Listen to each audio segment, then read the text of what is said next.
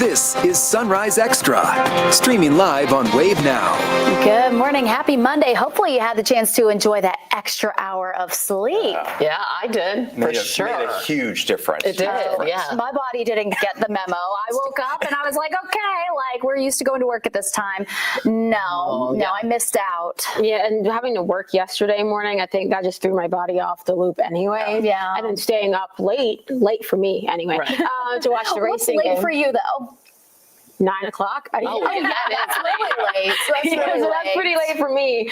Watching that Racing Louisville game. Yeah. You know what? It's fine. I'm going to take a real good nap today, and I'll be worth it. For anybody heading out this morning, hopefully you are much more rested than I am as we're continuing to keep an eye on that fog. You can certainly see how dense that fog still is in portions of E-Town. So this is something that could slow down your morning commute in many locations. So keep in mind the dense fog advisory stretches from Carroll County down to Adair County until 8 a.m. Eastern time. So we still have another hour on it. Visibility less than a half a mile, in fact, anywhere from portions of Grayson County up into Nelson County and south. So this is where we're dealing with the bulk of that fog to start off the day. Your temperatures are in the 30s right now for every single one of us. So grab the jacket, grab the coat. The fog will gradually mix out as we get through the 9, 10 o'clock hour. By the time we reach lunch today, most of us just seeing sunshine, and we're going to see some more of those temperatures returning to the mid to upper 50s for your highs for later on this afternoon. So at least we are going to be warmer for today than what we saw over this past weekend. And looking ahead, we even see more of that warm weather coming our way for later on this week. Rob. Okay, Tawana, thanks so much. And at 7:02 on your Monday morning, good morning to you.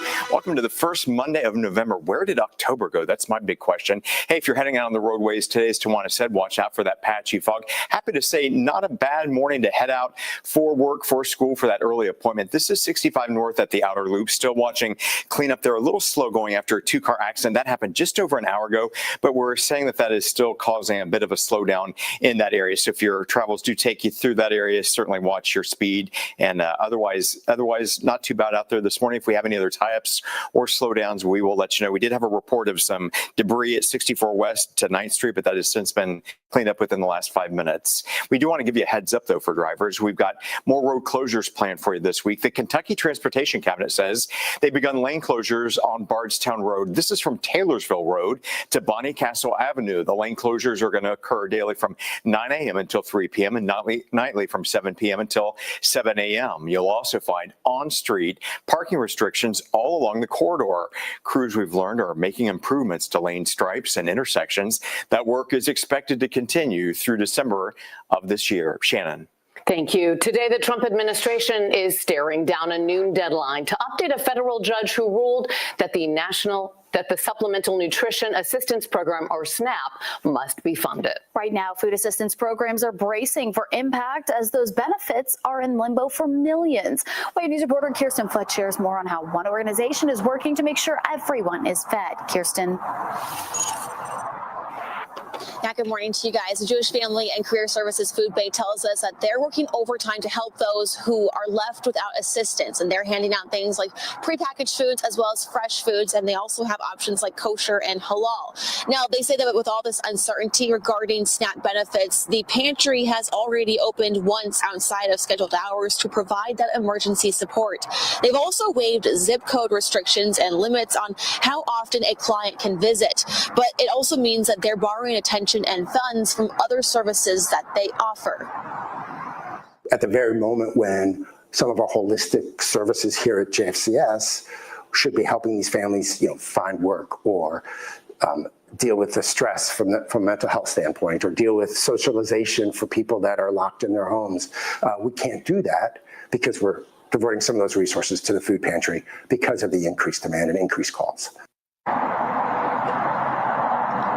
Now, the food bank has also added hours of operation on Wednesdays to help meet that need. And they're also playing a role in a recent court hearing calling on the government to reopen SNAP benefits. Now, again, like we talked about, there is that noon deadline for the White House to share their plans to comply with an order to partially refund or fund SNAP benefits. Of course, we'll keep you updated on how all that plays out. Reporting live, Kirsten Fudge, Wave News. Kirsten, thank you. A former Trimble County sheriff is on home incarceration incarceration, facing allegations of sexual abuse during his time in office. Former Sheriff Charles Kelton is accused of forcing sexual contact onto an employee of the Trimble County Attorney's Office while on duty and in uniform in February. He allegedly admitted to grabbing the woman by her hips and pulling her against him, despite her physically and vocally rejecting his advances. He's charged with sexual abuse and official misconduct. He turned himself in on Saturday morning and was released on a $5,000 surety bond. That bond came with the condition of home incarceration. His next court date is Thursday. Trimble County Judge Executive John Ogburn Jr. told us County Attorney Crystal Hines immediately made him aware of the allegations back in February. Kelton retired in July. Outside of this weekend's arrest, it's unclear what actions county leaders may have taken during that gap in time. Today's the last chance you have to give feedback on LMPD policies. The department has released draft versions of their policies, including use of force, for public review and comment. The department says it's part of the effort to keep things transparent. You can submit feedback on LMPD's website. They say every comment submitted through the site will be reviewed and considered. Racing Louisville fans are celebrating this morning as the ladies in lavender clinch their first ever playoff spot in club history. The 1-0 win over Bay FC guaranteed a top 8 finish and a ticket to the NWSL playoffs for Racing. Ella Haas's goal after 48 minutes proved to be enough to lock the team in at 7th place in the table with a club record 37 points from 26 games. Bev Yanez is the first American female coach to make the playoffs in 12 years, and she's also the first woman to reach the playoffs as a player and a coach. We've trusted the process the whole time, and we believe that we've really put our stamp on the season in regards to our identity, the character that we've shown. Everything that we've built up the past several months is what's led into this opportunity. We just needed to execute one more game. And this group is special, and they deserved every ounce of joy that they received today, and I'm just so proud of them. I'm honestly prouder of the performance we had after the goal. I thought we were super disciplined defensively. I thought we kept the ball. I think it was just a really good performance overall. Racing will face off against the Washington Spirit next weekend for the chance to move on to the NWSL semifinals. And the playoff run ended early for Lou City. The boys in purple were upset by number 8 seed Detroit City at home. Manager Danny Cruz says it's a disappointing end to the season. Work all year on the defensive side of set pieces, but this is what the playoffs come to, right? Is a set piece. Ultimately, we didn't do a good enough job. It's heartbreak. It's frustration. I'm at a loss for words. Obviously, we fell short tonight. It wasn't good enough. And this is the second year in a row Lou City has gone into the playoffs as the top seed in the Eastern Conference and failed to make it past the first round. Today, Indiana Governor Mike Braun is expected to visit New Albany. It comes as he's asking state lawmakers to redraw the state's congressional districts. Indiana's current maps were drawn in 2021, resulting in the state's 4.4 million registered voters, represented by 7 Republicans and 2 Democrats in the House. Rob Wells is back with a closer look. Rob. Hi, Olivia. Governor Braun had asked for that special session to start today, but Indiana House Speaker, that's Todd Houston, says that the legislature will not be meeting today because member availability didn't line up. The order for a special session came after Indiana state leaders held meetings with Vice President J.D. Vance and President Donald Trump. The call to redraw maps has created some criticism. A group of protesters says they'll be on hand today before Governor Braun is scheduled to speak at a luncheon at the Grand in New Albany. Braun says that special sessions are needed to make the Indiana voting map more fair. Critics say it's just a way for Republicans to pick up more seats within Congress. And this is also to address the fact that their own party has gerrymandered in so many places they can't do any more of it. This is about leveling the playing field. But we really don't know how bad it's going to be and how bad they're going to rig these maps because no one has seen them. I don't believe congressional members have seen the final version of this map because it's being drawn in Washington, D.C. So it's not being drawn by Hoosiers. So certainly a lot of debate there. And again, as we learn more about the changes and when that special session is going to happen, we will certainly let you know. But for now, back over to you, Olivia. Thank you, Rob. LMPD arrested a man after a shooting at a Valley Station liquor store. 29-year-old Matthew Terrence is expected to be in court today. Court documents allege surveillance video shows an argument between the victim and Terrence before shots were fired. During that exchange, the victim apparently threw a cigarette butt at Terrence's car. Terrence got out and threw it back at him. Court documents say Terrence then pulled out a gun and shot the victim in the stomach. Police said Terrence left the scene, called police, and claimed it was self-defense. According to LMPD, Terrence's 6-year-old daughter was in his car during the shooting. Terrence is charged with first-degree assault. He's expected to appear in court for arraignment at 9 o'clock this morning. A teenager is dead after a shooting in the PRP neighborhood. This happened on Flintlock Drive just before 3 a.m. on Saturday. When police arrived, they found who they believe is a 17-year-old with a gunshot wound.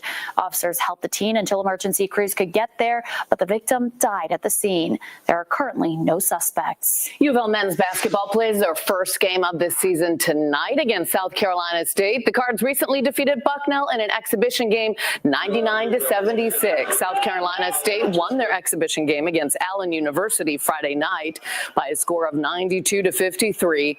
Both teams have never met, but Cards head coach Pat Kelsey has faced the Bulldogs once at each of his previous stops at Winthrop and the College of Charleston. Kelsey is 2-0 against South Carolina State in his head coaching career. The Cards will take on the Bulldogs at 9 tonight at the KFC Yum Center. So a little bit of a later start. Are you going to stay up to watch it? No, me neither. No, but I would love to, but we have to get up so early. I'll see the highlights the next morning. So the government shutdown continues with no end in sight. We'll explain the action President Trump wants Republicans to take to end the shutdown without the help of Democrats.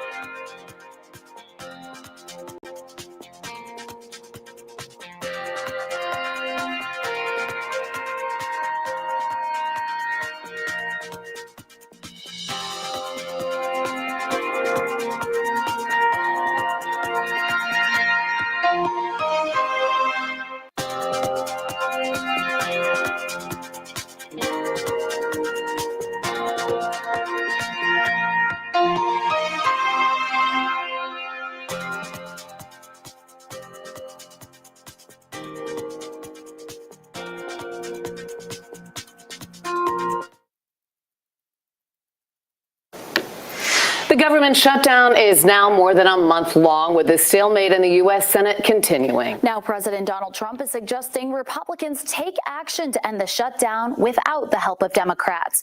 President Trump called on congressional Republicans to end the filibuster. It would eliminate the 60-vote threshold required to pass legislation in the Senate. So far, no spending bill in the Senate has met the 60-vote requirement. Democrats want a bill to include protections for health care subsidies. Republicans say a short-term spending bill should be passed. National Guard troops still cannot patrol in Portland, Oregon. A federal judge extended her order to block President Trump from sending the troops to this city at least until Friday. Portland is suing to stop the troop deployment. They argue the Trump administration violated the law by federalizing members of the Oregon and California National Guard. The White House says the troops are needed to protect government buildings and ICE agents. This week, the Supreme Court will hear oral arguments on if President Donald Trump's tariff policy is legal. The case will consider whether the president had the legal authority to impose tariffs by using a law known as the International Emergency Economic Powers Act. That law gives the president the ability to set tariffs in a national emergency. American businesses have paid nearly $90 billion to cover the tariffs being challenged. Developing this morning, 20 people are dead after a 6.3 magnitude earthquake rocked parts of northern Afghanistan. The country's Ministry of Defense says rescue and emergency aid teams are digging through the hardest hit areas right now. The U.S. Geological Survey said the quake's epicenter was located near the town of Qom. At least 320 people were injured in the quake. It came just weeks after another deadly earthquake struck the eastern part of Afghanistan back in August. More than 2,200 people were killed in that quake. New pictures are showing the widespread damage after Hurricane Melissa tore through parts of the Caribbean. These are pictures from above Jamaica. Hurricane Melissa is blamed for at least 28 deaths on the island. It was hit with winds of up to 185 miles per hour and storm surge that wrecked homes and public infrastructure. While official damage assessments are still underway, experts say it's clear one of the strongest landfalling Atlantic hurricanes ever recorded is Melissa. The Red Cross says it's helped more than 2,000 people find a temporary shelter after the storm. And just seeing that, I feel like we're going to be talking about Melissa for a long time with that recovery. Honestly, I think that name will most likely be retired after this year because of the devastation, how strong it was as well. So, yeah, we'll definitely be talking about Melissa for a very long time. Now, for today, what we're seeing here at home is the fog. That's what a lot of us are contending with, anywhere from portions of Carroll County down to Hart and Adair County. You're still underneath the dense fog advisory for 45 more minutes. And what we're seeing out there, of course, the majority of that fog is for those of you along and south of the parkways, is where we're still seeing visibility less than a quarter of a mile. Now in New Albany right now, crisp, clear skies, a beautiful sunrise, a gorgeous start to the day. However, in some other spots, we're seeing that fog developing. Not really seeing as much of the fog, just a little bit patchy and lighter in portions of Bullitt County on our camera there. Not seeing much in terms of the fog in Breckinridge County either. But looking into our Kentucky MUSNet cameras in Carroll County and Adair County, you can clearly see the lower visibility that you're dealing with in those spots. We are watching a few of those upper level clouds for those of you in parts of southern Indiana, and the satellite and radar even picking up some of that extra moisture for those of you further to the south as well to start off our day. Now we are going to watch this fog gradually mixing out throughout the morning. Plenty of sunshine around for today otherwise, as we keep things pretty quiet weather-wise. So the fog that we're dealing with right now going to gradually mix out as we get into the mid to late morning hours. So for most of us by 11 a.m., we should be A-okay in terms of the fog. Your temperatures this morning cold, sitting in the 30s for every single one of us. So a very chilly start to your Monday morning. Grab the jackets, grab those coats as you are heading out. 38 degrees in Sellersburg, 35 in Fairdale, 32 in Shepherdsville and into Simpsonville. Now, as we head over the, over the next 12 hours, going to gradually get rid of that fog, seeing plenty of that sunshine and highs in the mid to upper 50s. Looking ahead to tonight, we are going to drop down into the 30s again as we continue to keep an eye on some more clouds, some more fog that will be rolling our way. So the upper level clouds move in early tomorrow morning, but that is also when we see some of that fog trying to develop. With the upper level clouds, it shouldn't be as dense as what we're dealing with this morning, but it still could be impactful. By the afternoon on your Tuesday, any clouds across the region will clear out. The fog should be long gone by that point, and we'll keep our skies mainly clear heading into Tuesday night. Now, a front does move through on Wednesday. It's going to pick our wind up, some gusts near 30 miles per hour possible, and we'll see those highs mainly in the 60s, but behind the front we cool down for your Thursday. Your Friday is a different story. We got another front then, but this one actually has some moisture with it. It'll bring some showers and thunderstorms for the daytime hours on your Friday. By the time we reach into the second half of Saturday into early Sunday, this is when you can see some more of those showers and thunderstorms coming back into our forecast. Now we'll keep an eye on any moisture lingering behind that system, because as temperatures fall down into the 20s and low 30s to start off Monday morning, dare I say we could get a few flakes flying at that point. So that's something we're going to watch pretty closely as we get into next Monday. How dare you, Tawana? Whew, all right. I didn't say the S word. You said, dare I? Dare I? We'll see about that. The Food and Drug Administration is taking action to restrict the use of prescription fluoride supplements. The FDA's move follows a directive from the government's Make America Healthy Again Commission to assess the risks and benefits of the products. The FDA says kids under 3 years old and older kids at low or moderate risk for tooth decay should avoid taking fluoride products like drops or tablets. The agency sent notices to several companies warning them to not market the products to kids in those age groups. A new study is connecting sleep apnea with small brain bleeds that may risk dementia risk. Researchers say the worse the apnea, the higher the likelihood of these microbleeds. The study was published in the journal JAMA Network Open. Scientists now plan to see if treating apnea could help prevent dementia later in life. Doctors are reminding patients quality sleep is essential for brain health, as we know. So just ahead, a penny shortage now impacting one of the world's largest fast food chains, McDonald's. You'll hear the changes McDonald's is making to the prices you pay.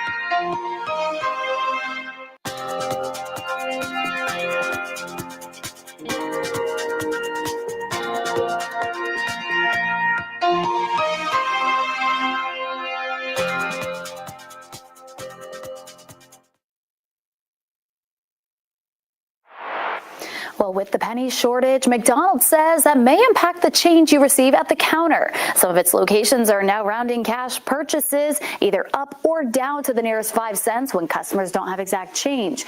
McDonald's is just the latest business trying to cope with the reality that fewer pennies are circulating. The U.S. Mint stopped making pennies 2 months ago. The change only impacts customers paying in cash. An old building in southern Kentucky is getting national recognition. The Scottsville Train Depot was built in 1887. It served the city for nearly 90 years. It closed in 1975 and it became a storage facility for nearby businesses over the next few decades. In 2013, a restoration project started on the building, and now it is the first historical structure in Kentucky to receive the William G. Pomeroy Transportation Marker. It was almost like people had forgot that we had a depot and what this building was. And the marker is going to be a reminder of that important part of our history where these tracks met the community. Community leaders say the marker is an honor and they hope it encourages more people to preserve history. Well, we have a sneak peek of some of the new balloons that'll be flying over the streets of Manhattan on Thanksgiving. Such a tradition for so many people. Volunteer handlers did a test run Saturday in East Rutherford, New Jersey, ahead of the 99th annual Macy's Thanksgiving Day Parade. Some of those balloons include Mario, Pac-Man, Buzz Lightyear, and Shrek. Of course, you can also see them during the parade set for Thanksgiving morning. That'll be right here on Wave and NBC. The Louisville Bats are looking ahead to Christmas already. Louisville Slugger Field is hosting a Breakfast with Santa event on December 6th. They have 2 sessions to choose one. One is from 9 to 10 a.m. and another from 10:30 to 11:30. Kids can take photos with Santa, decorate cookies and ornaments, enjoy a nice breakfast too, and you can get those tickets right now. December 6th. It'll be before we know it. It really is right around the corner. I know. Yeah. Yes. We'll be right back.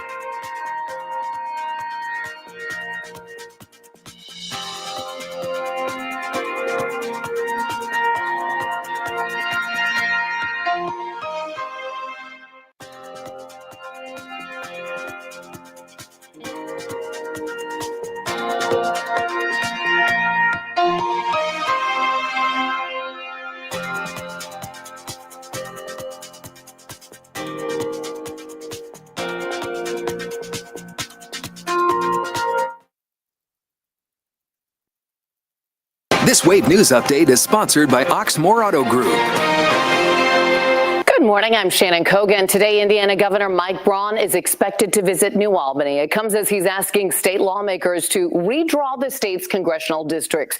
Critics of the move are planning a protest outside of a luncheon at the Grand that Governor Braun will be speaking at. He says special session is needed to make the Indiana voting map more fair. Braun had ordered the special session to start today, but Indiana House Speaker Todd Huston says the legislature will not be meeting because member availability did not line up.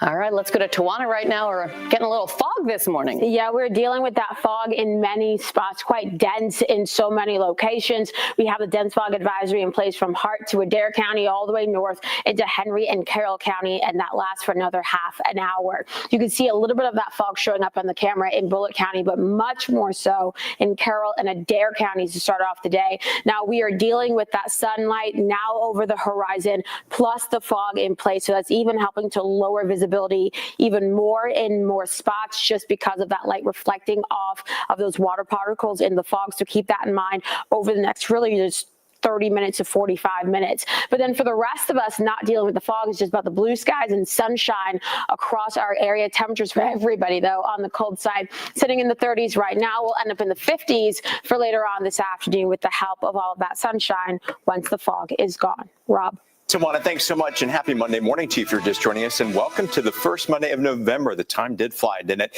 Keeping our eyes on the roadways this morning, no major problems to talk about. Still cleaning up an accident. 2 cars involved in this one at 65 North and the Outer Loop Road. Not as bad of a slowdown as it was maybe about 25, 30 minutes ago, but you're certainly going to watch your speed throughout that area. Otherwise, things looking pretty good. Again, watch the fog out there this morning. Now back to more of the Today Show.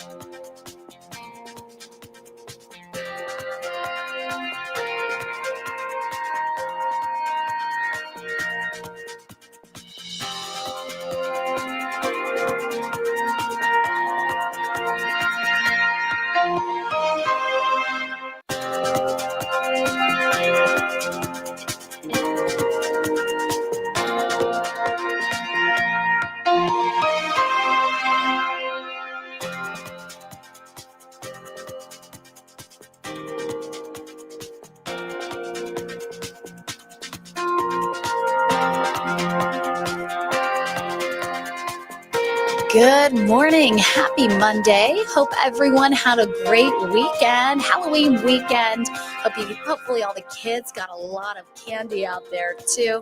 And yesterday was my niece's first birthday. So happy birthday, Bobby. Probably spent a lot of time watching football too, but hey, basketball season officially starts today. The Cards will be out there again on the hardwood. Plus, we'll be talking about some headlines from Washington. But starting first with the state of Kentucky, where former Governor Martha Lane Collins died over the weekend. She was 88 years old. Wave News reporter Meredith Lee has a look at how Martha Lane Collins impacted the lives of those around her and generations of women to come. As the 56th governor of the Commonwealth of Kentucky, Martha Lane Collins was a force to be reckoned with. Her career in politics was marked by monumental successes, particularly in economic development and education. It all goes back to that personal commitment to build trust and confidence with people one-on-one. And she did that through her political career as well as her leadership role as governor. Beyond her achievements, Martha Lane was hailed as a role model, an inspiration, and a friend. Former Lieutenant Governor Crit Llewellyn remembers working for and alongside Martha Lane. I was young at the time and perhaps didn't realize what an incredible impact she had made on my life and career until I'd gotten older. Llewellyn says Martha Lane's dedication and compassion enabled her as an advisor, particularly as an advocate for women taking on leadership roles by action and example. Martha Lane was a real mentor to the younger people around her, especially women and girls who saw her as an incredible role model at a time when it seemed that men were dominant in politics and government. And Martha Lane just decided she could do anything that any man could do, and she outworked just about everybody she ever came up against. The impact of her determination felt by generations of women, now and in the future. If you look at the numbers today, even though we've not had another woman governor, we have women serving in the Senate and in the House, in state legislative seats. We have women in mayor's offices, county judges' offices, school boards, clerks, all across the state. More and more women are getting involved in politics, and she's really the one who opened the door for that. She gave young women and girls the confidence to not be limited in what their potential might be. A trailblazer in the Commonwealth. So far, funeral arrangements have not yet been announced, but we will keep you updated as we learn more. Starting today, Kentucky families can start applying for help to cover heating bills. Applications are opening up for the Low-Income Home Emergency Assistance Program Fall Subsidy, also known as LIHEAP. It provides assistance for eligible families. Applications will be accepted on a first-come, first-served basis until December 12th. The amount families receive depends on factors like income level and the fuel type they need for heating. LMPD's homicide unit is investigating after a man was shot and killed in the Beachmont neighborhood Saturday night. Officers were called to Kingston Avenue near Indy's Chicken around 9:30 Saturday night on a report of a shooting. When they arrived, they found a man who had been shot. He was taken to the hospital, but later died from his injuries. His name hasn't been released yet. Police are asking anyone with information to call the anonymous tip line at 574-LMPD. Today, we expect to learn more about a partnership between LMPD and two other police departments. The department is working with Knoxville Police and Nashville Police. LMPD says it's part of a leadership academy that will help develop sergeants, lieutenants, and non-sworn professional staff together to prepare emerging leaders. LMPD is expected to reveal more about the program during a press conference at 8 o'clock this morning. Metro Council is hosting 2 more public comment sessions on data center regulations this week. It's part of their effort to research regulations and update the zoning code as Metro Council tries to determine where the centers will go, be designed, and the approval process. The Planning and Zoning Committee passed a moratorium on issuing new permits for data centers in late October. The first chance to give feedback is today at South Central Regional Library from 5:30 to 7:30. The second meeting will be at the same time tomorrow at the Parkland Library. This week, Metro Council will consider how to spend millions of previously allocated to a birthing center in Southwest Louisville. This after U of L Health indefinitely delayed its new birthing center because of Medicaid cuts. District 15 Councilwoman Jennifer Chappell has proposed the city reallocate more than $5 million in government funds toward other projects. Chappell is arguing the money should support advancing women's health and improving infrastructure in the South End. Back in August, U of L Health said it will not be opening the birthing place at Mary and Elizabeth Hospital because of recent cuts to Medicaid. The birthing place was supposed to be the first labor and delivery services for South Louisville residents since 1974. Chappell's proposal should be talked about during Council's Budget Committee meeting this Thursday. You'll soon be able to help someone in need as the Kentucky Blood Center hosting their blood drive at Baptist Health Floyd this week. That'll be Wednesday from 10:30 a.m. to 3:30. Each donation could save up to 3 lives. If you want to donate, you must be at least 17 years old, weigh at least 110 pounds, and be in general good health, plus show a photo ID and meet additional requirements. To donate, officials say you should schedule your visit at thekentuckybloodcenter.org. All donors will also receive a thank you gift. A 17-year-old was hiking at Red River Gorge this fall when he fell nearly 40 feet. He had to be airlifted to the hospital, and today the teen says he has made a full recovery. It's something he credits to the first responders who saved his life that day. Reporter Maggie Rickerby shows us the reunion between the teen and his heroes.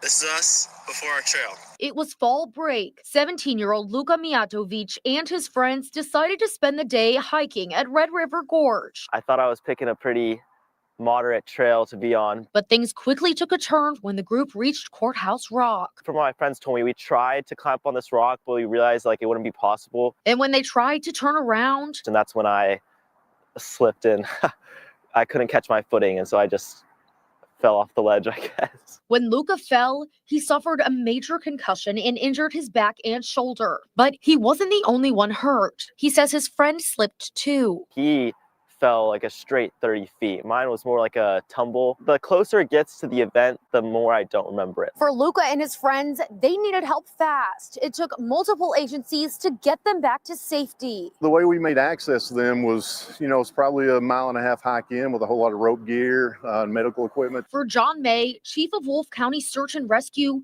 his goal was to get them to a helicopter, where Mike Sizemore and Jess Roberts were waiting to transport them to a hospital. As far as getting an ambulance into the area that was closest to him like we were, there was really no chance of that. Luka was discharged that next day. I'm completely fine now. I really don't feel anything. That's why Luka and his family came to the Middle Fork Fire Department to thank the first responders who saved him that day. We don't often get to follow up with our patients that we transport. We don't really ever know what happens to them. But that changed when several of Luka's heroes got to hear it straight from him. In Powell County, Maggie Rickerby, WKYT.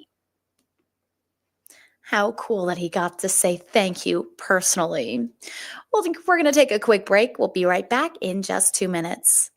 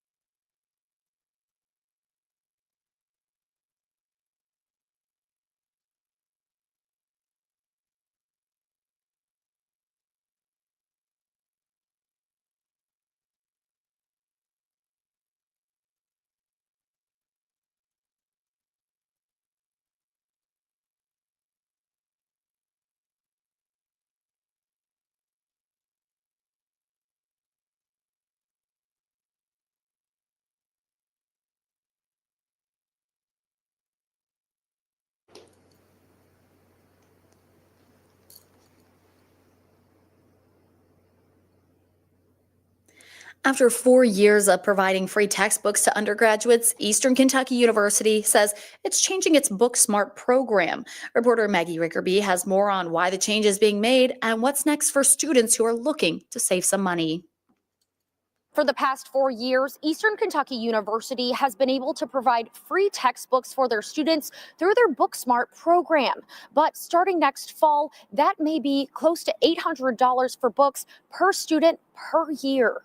A lot of people in Kentucky choose this place because it's cheap. According to a press release, Eastern Kentucky University will no longer be able to provide free textbooks for students. They say it's due to federal aid changes. Freshman Emma Burrell says she just talked about the change in her philosophy class, and she knows many that will be affected. I feel like having the books being charged now has really been a kind of struggle. But EKU says continuing to provide free books would negatively impact students' financial aid award eligibility. Although senior Zane Mueller won't be affected, he says based on what he read in the email, the change could be a good thing. In reality, we'll actually get more money back from the government and less back than we would get from the school covering the textbooks. The current program has made the transition into college life easier for students. Mueller says he benefited from the free books. It was just nice not to have that extra bill to pay, on my tuition. Like I had my first 2 years of school covered, but after that, things got a little bit expensive. So it was just kind of nice to have that little extra, did have to pay like extra $300 a semester kind of deal. We reached out to EKU, but they weren't able to accommodate an on-camera interview today. They provided us with a statement that says in part, quote, EKU has set aside funding to help students who may experience undue financial hardship as a result of this change. A press release says staff at EKU's Big East Central can talk to students about scholarship options and financial aid as students prepare for 2026. In Richmond, Maggie Rickerby, WKYT. The U.S. military carried out another strike on alleged drug vessels in international waters. Defense Secretary Pete Hegseth posted a video on Saturday. It shows the strike on a boat in the Caribbean Sea that was allegedly trafficking narcotics. Hegseth confirmed that 3 people on board were killed in the strike. No U.S. forces were harmed. At least 15 strikes have been carried out since early September on vessels and crews in the Caribbean and Eastern Pacific that the Trump administration claims were involved in drug trafficking. On Sunday, President Donald Trump returned to CBS 60 Minutes for his first interview with the program in 5 years. The interview was taped on Friday, 1 year to the day since he filed a frivolous lawsuit against 60 Minutes over a pre-election interview with 2024 Democratic presidential nominee Kamala Harris. Reed Binion reports. In his first CBS 60 Minutes interview since 2020, President Trump fielded questions on topics from tariffs to immigration to the government shutdown, which now threatens to become the longest shutdown in U.S. history. Democrats' fault. As for Democratic lawmakers' demand that Affordable Care Act subsidies be extended before reopening the government, Trump stood firm by his position. Obamacare is terrible, and we can fix it with the Democrats. All they have to do is let the country open, and we'll fix it. On immigration, the president was asked if the methods used by ICE have gone too far. I think they haven't gone far enough because we've been held back by the judges, by the liberal judges that were put in by Biden and by Obama. Trump also addressed the upcoming Supreme Court oral arguments on whether his tariff policy is legal. I think it's the most important subject discussed by the Supreme Court in 100 years. The president asked what happens to his economic plan if the high court rules against him on tariffs. I think our country will be immeasurably hurt. I think our economy will go to hell. The wide-ranging interview also covered topics including cost of living, foreign policy challenges, and concerns about the possible use of the military to combat crime in American cities. I'm Reed Binion reporting. Well, you probably woke up this morning feeling super well rested thanks to that extra hour of sleep. I wish I could say the same. Our clocks fell back on Sunday, ending daylight saving time. And while there could be some perks to it, less daylight can actually be a trigger for anyone who suffers from seasonal affective disorder, more commonly known as seasonal depression. Kentucky doctor Catherine Stone says the colder months create less opportunities to be outside, getting vitamin D, and less chances to socialize. Individuals that are really struggling with seasonal affective disorder find that they can't wait to get off work or get out of school, put on their pajamas and be in bed. They have a hard time getting out of bed. They may not have the energy to be able to do their daily tasks or even to take care of their kids, or at least at the level that they typically do. Dr. Stone says the primary symptoms of seasonal affective disorder are persistent low mood, fatigue, loss of interest, changes in appetite, and social withdrawal. We'll be right back as we look ahead to basketball season, which starts today.